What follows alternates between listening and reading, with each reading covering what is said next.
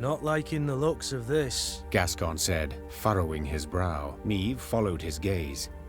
Before them, beside the road, stood a hut with a scorched thatch roof. Why? Hut's abandoned, yet dried fruit and mushrooms hang from the eaves. Famine raging all around and no one's been tempted. I'd send a scout if I were you. The Queen did as Gascon suggested, and sent 3 infantrymen to reconnoiter. They entered the hut and found only silence, that was soon broken by a blood-curdling growl. The soldiers ran out at full speed, tripping over their own legs. Meave drew her sword, convinced a horde of neckers or ghouls would soon attack. But her fears proved unfounded. Instead of monsters, out of the hut came a shaggy dog, a torn scrap of fabric clutched in its teeth. Milady, One of the soldiers began, his face red with embarrassment and his hands covering a hole in his breeches. was dark as a well inside, and that hound, it jumped out at us, all of a sudden biting it and snapping. Bad boy! Gascon said with a smile, then pulled a hunk of dried sausage from his bag. Bought by this generous offering, the dog calmed down at once.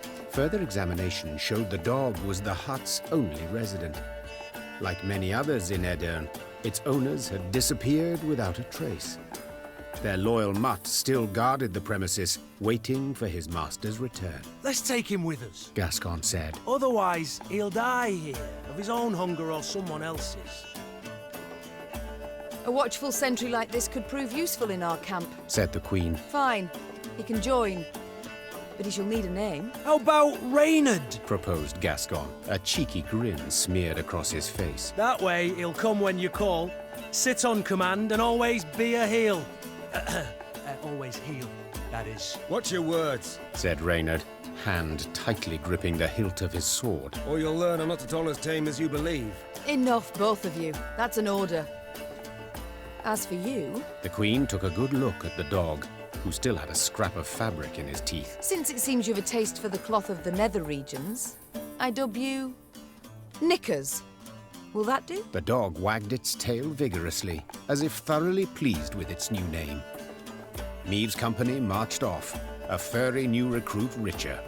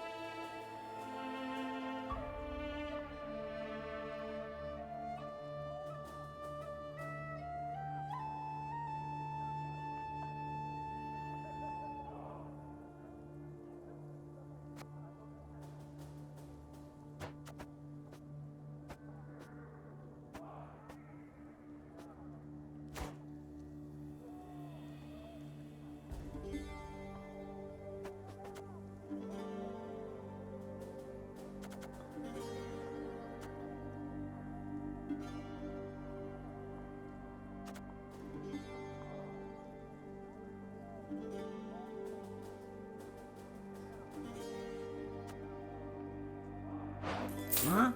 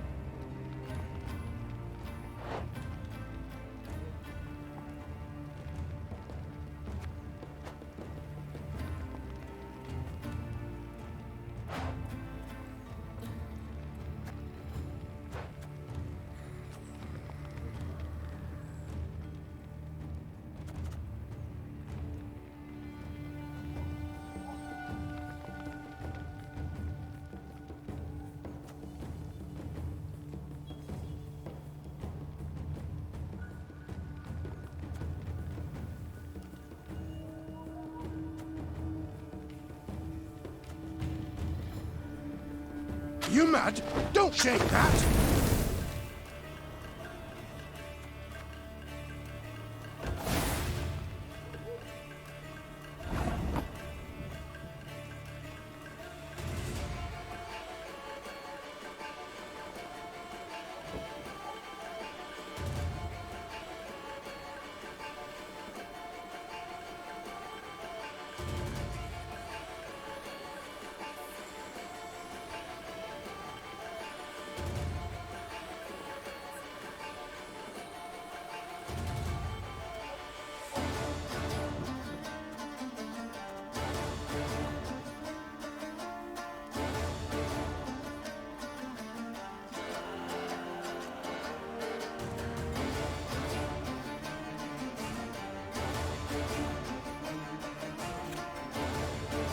Ever have a storm knock out one of your teeth?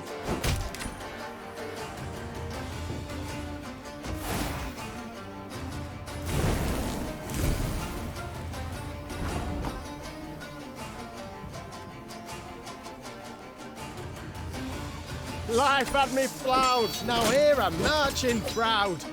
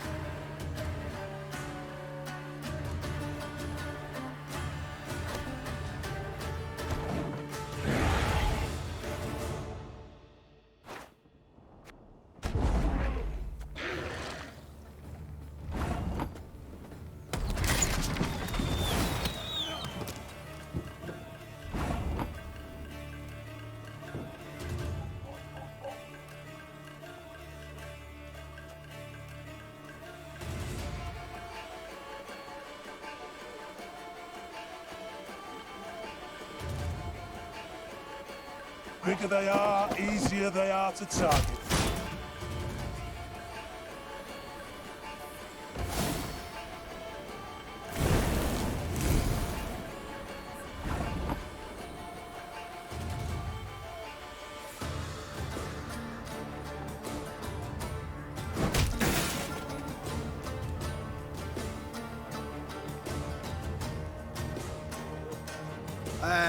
Pointy end upwards, right?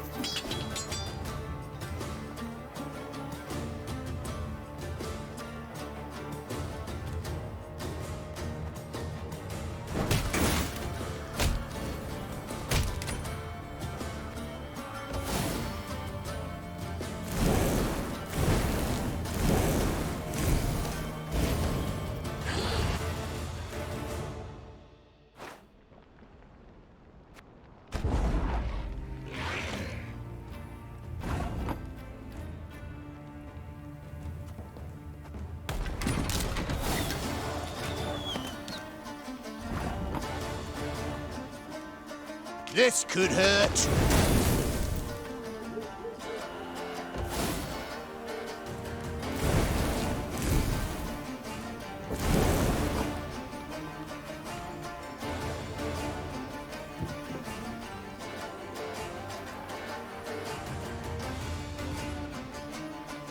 Stop your yapping and start digging.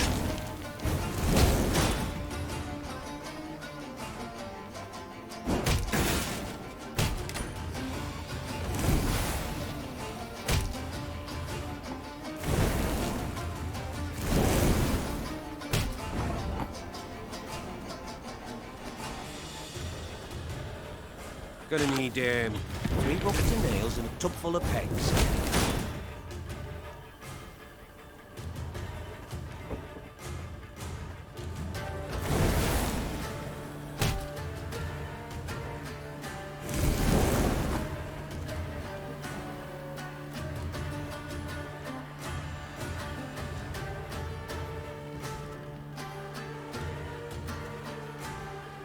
Life had me ploughed, now here I'm marching proud.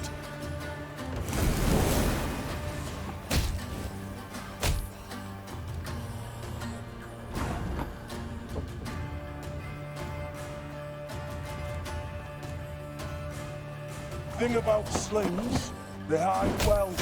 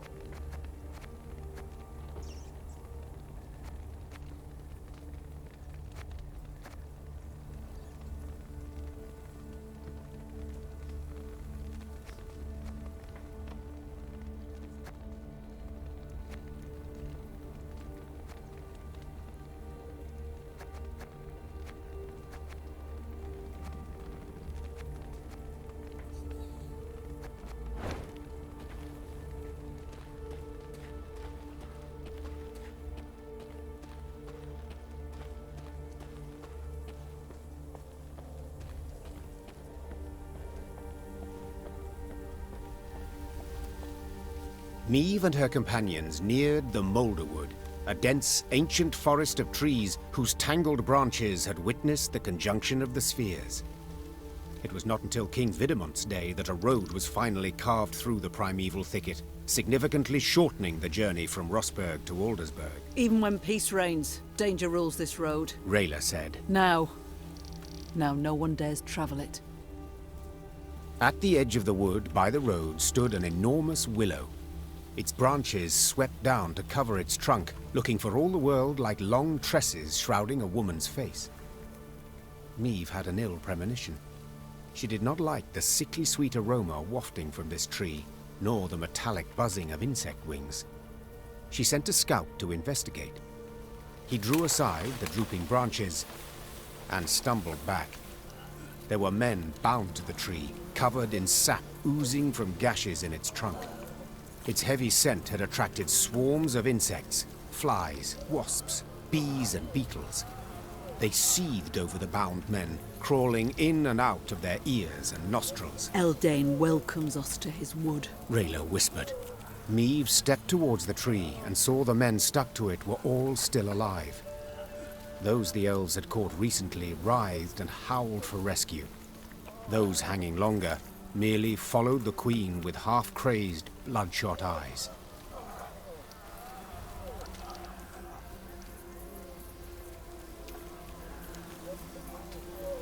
Well, are you to stand there all day? Niamh screamed to her dumbstruck Lyrians. Free them, at once! Her soldiers needed no more prompting and set about sawing at the ropes with their blades.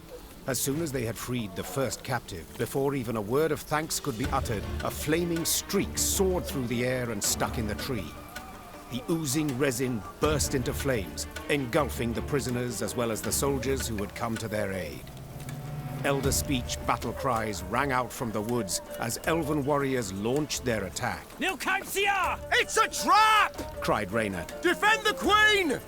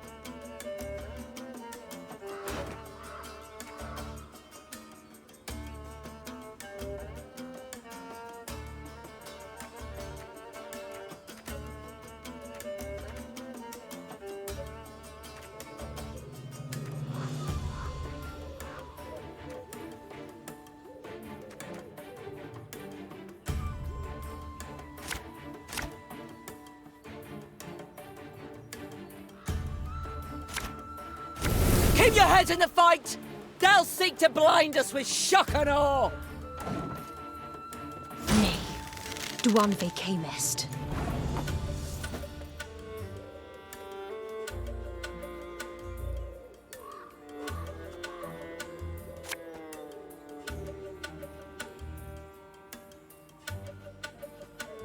again and again and again.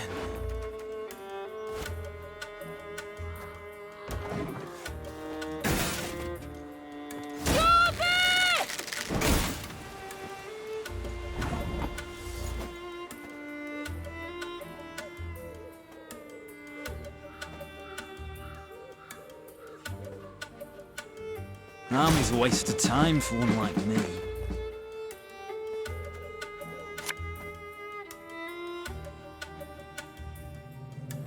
Aye.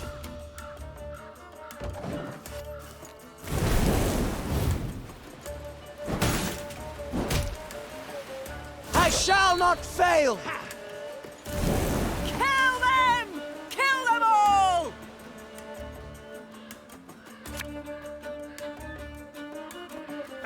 Should have listened to me, old lady.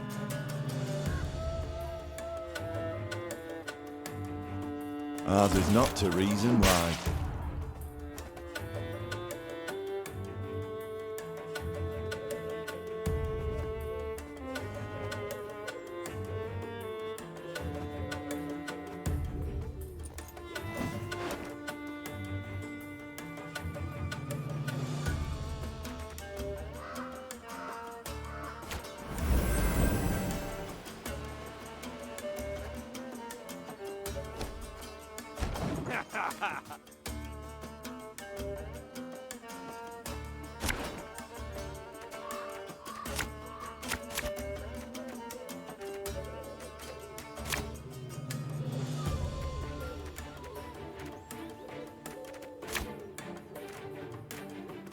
Keep your heads in the fight!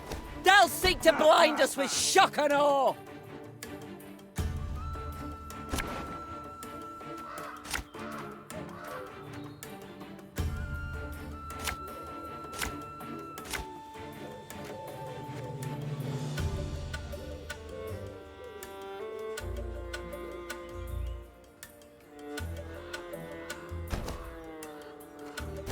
Keep your heads in the fight! They'll seek to blind us with shock and awe! Aye. Ah!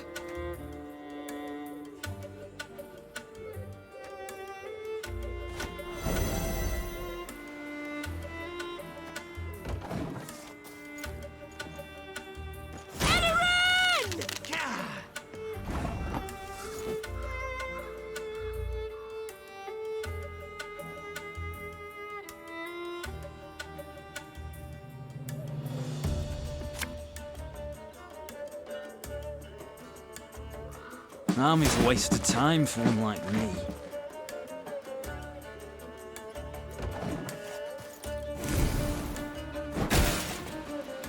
Nej, du undviker mest.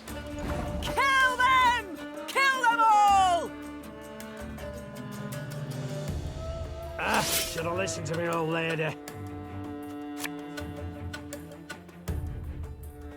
For Rivia! Ah!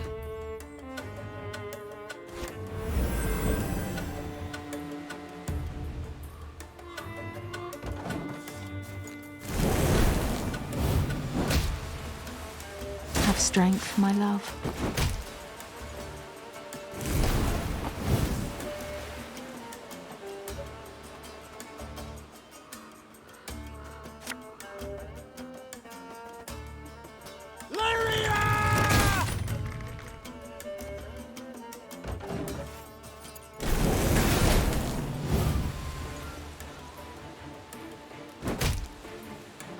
Now we will see who is weak.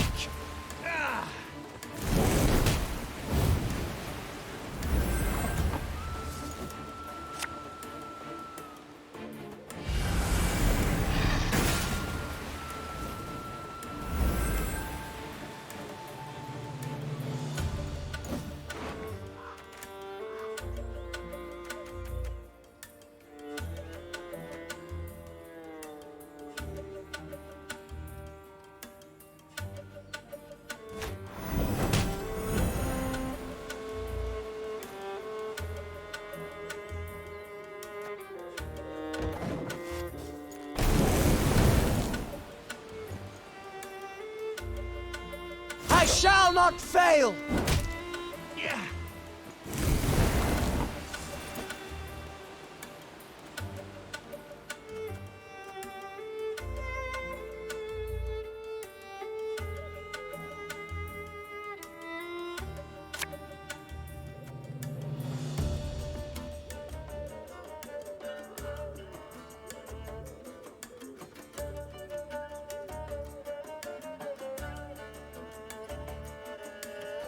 Us or them, no other way!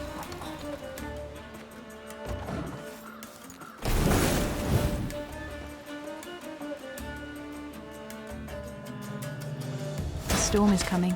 Let's enjoy the weather while we still can.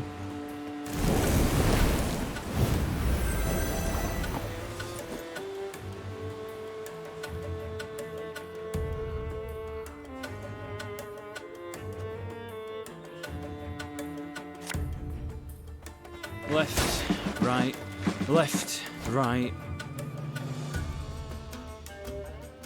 We must trust each other.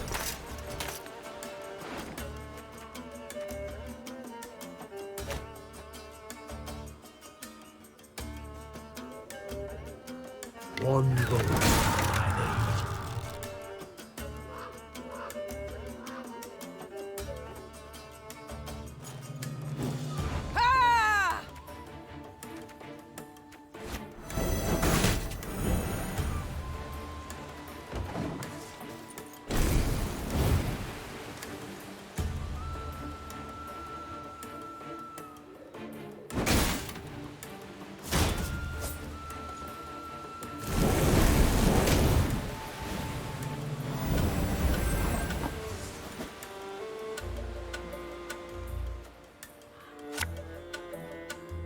You mad?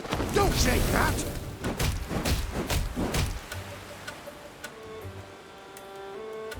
Again and again and again.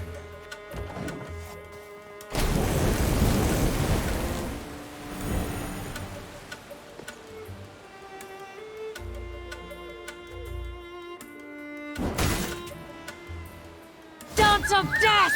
Ha! Ha!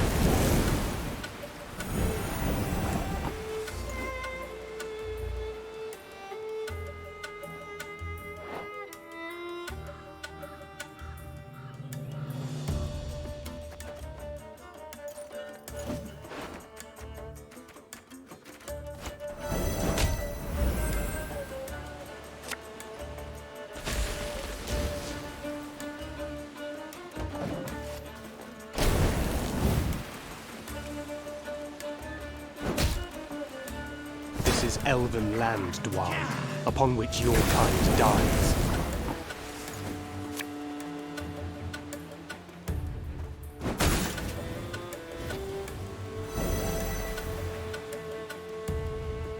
Give me a time.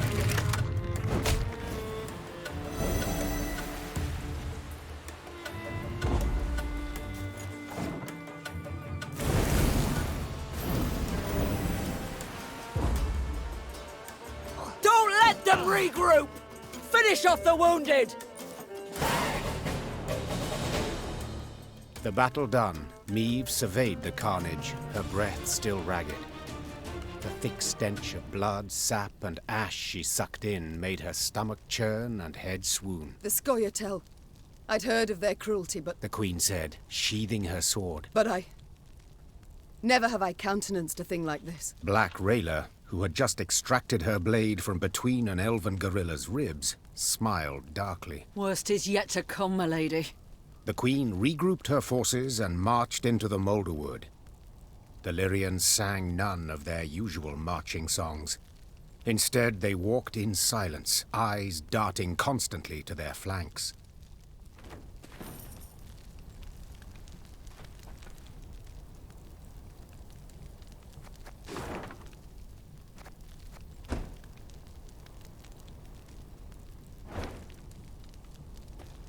Hear that? Nightingales. Unmindful of war, they sing on. Those are no birds, my lady. Just Scoia'tael scouts use animal cries to communicate. Tell the men to hold to the road, my lady. Anyone wanders in the trees, they don't come out.